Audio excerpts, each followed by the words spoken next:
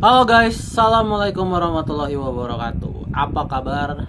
Semoga teman-teman dalam keadaan sehat walafiat. Salam buat keluarga teman-teman di rumah. Salam sepak bola. Perkenalkan gua aja, gua si netizen yang suka membahas bola. Jadi di video kali ini gua akan membahas tentang rekor-rekor yang terjadi di Liga Inggris. Terutama ada dua menu utama yang akan gue bahas. Pertama adalah kehancuran Manchester United. Tentu saja pasti kalian banyak sekali yang pengen pengamat-pengamat itu membahas kehancuran Manchester United. Dan yang kedua adalah rekor yang diciptakan oleh Mo Salah. Rekor yang diciptakan oleh Mo Salah, dimana nanti kita akan bahas rekor apa saja sih yang diciptakan oleh Mo Salah di season ini. Oke, kita bahas dulu dari Manchester United, dimana ini adalah musim terburuk dari Manchester United so far sejak Class of 92 atau sejak era Premier League. Ini adalah posisi terburuk dari Manchester United. Jadi bahkan nyaris terdegradasi ya. Jadi ini menjadi warning sekali lagi. Ditambah MU tidak lolos ke kompetisi Eropa. Mereka peringkat 15, mereka tidak lolos ke kompetisi Eropa, dan pasti banyak pemain bintangnya yang ingin hengkang dengan kondisi saat ini. Karena gini, income tidak banyak, pasti gaji juga harus diturunkan untuk menurunkan beban. Ditambah MU sedang kesulitan keuangan gitu. Jadi pasti banyak pemain mahal yang akan di-offload, akan dilepas maksudnya ya. Akan dilepas. Jadi kehancuran dari Manchester United ini akan berdampak besar di season depan. Meskipun banyak yang bilang season depan akan berubah, tetapi gue nggak yakin MU akan kedatangan banyak pemain bintang. Jadi MU benar-benar harus memaksimalkan potensi dari pemain akademinya. Tapi it's okay sebenarnya. Kenapa? Karena pemain akademi MU juga nggak kaleng-kaleng banyaknya ya kan, banyaknya pemain bagus gitu ya. Seperti dulu Class of 92 yang memulai semuanya dari nol sehingga mendapatkan 13 gelar Liga Inggris setelahnya. Sekarang pun MU harus mengalami seperti itu lagi. MU harus bisa menerbitkan lagi generasi yang sama di tahun-tahun ini. Itu adalah solusi paling tepat, karena kalau harus mengandalkan income sekarang udah sangat kecil. Income pasti sudah sangat kecil, ditambah mereka kena denda dari beberapa sponsor gitu ya karena tidak lolos ke kompetisi Eropa. Itu kan menambah lagi beban keuangan mereka, dan mereka pasti harus bisa dibilang mengurangi beban gaji mereka, karena 170 juta loh per tahun di musim ini beban gaji mereka. Itu kan sangat besar dengan prestasi yang hanya segini. Kan income-nya aja nggak akan sampai segitu gitu, itu nggak nutup gitu ya. Ya kan, income-nya nggak sampai segitu gitu. Jadi ya bad luck untuk Manchester United. Jadi semoga manajemen punya solusi untuk masalah ini. Begitupun dengan Tottenham Hotspur. Tetapi Tottenham Hotspur harus lega karena mereka tetap lolos ke UCL meskipun mereka satu tingkat di atas degradasi. Mereka juara Europa League dan mereka berhak untuk lolos ke UCL, sehingga income mereka pun tidak akan goyang. Karena lolos ke UCL saja itu income-nya sudah besar sekali gitu ya. Ditambah pemain-pemain bintang juga, karena mereka lolos ke UCL pasti masih ingin bergabung.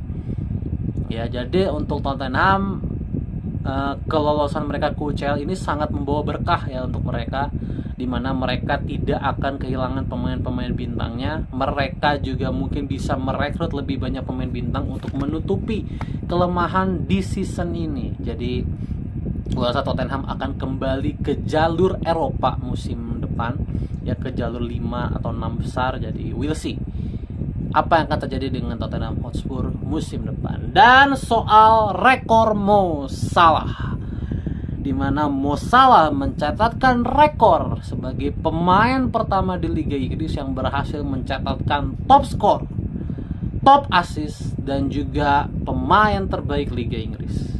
Sebelumnya belum ada pemain yang bisa melakukan itu ya. Jadi luar biasa sekali Mo Salah di usia yang sudah hampir mendekati masa pensiunnya. Dia justru makin gila. dia justru makin matang dan makin punya nilai plus. Bukan hanya sebagai top skor, tapi sekarang dia juga bisa menjadi wide playmaker, alias bisa mengkreasi serangan sendiri. Ini benar-benar seperti Prime Messi ya. Prime Messi pun kan ngegolin sendiri, ngekreatorin sendiri gitu ya. Jadi benar-benar pemain yang sangat mandiri gitu ya, dan nilai plusnya itu sangat banyak ya. Jadi melihat Prime Mo Salah di season ini luar biasa ya, rekor yang diciptakan oleh Mo Salah. Padahal Mo Salah ini didatangkan ke Liverpool dari AS Roma tidak dengan budget yang mahal, hanya sekitar 40-an juta euro, 36 atau 37 ya, dengan add-on sampai 45 juta ya, sampai 45 juta. Jadi Liverpool hanya merogoh kocek sampai 45 juta euro transfer untuk merekrut Mo Salah tanpa ekspektasi apapun. Karena gue pun tidak berekspektasi apapun ketika kedatangan Mo Salah.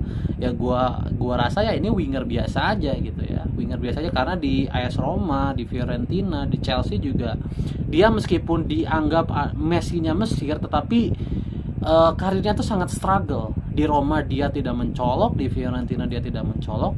Justru pindah ke Liverpool dia mencolok sekali. Makanya gue heran kok bisa Mo Salah tiba-tiba segila ini.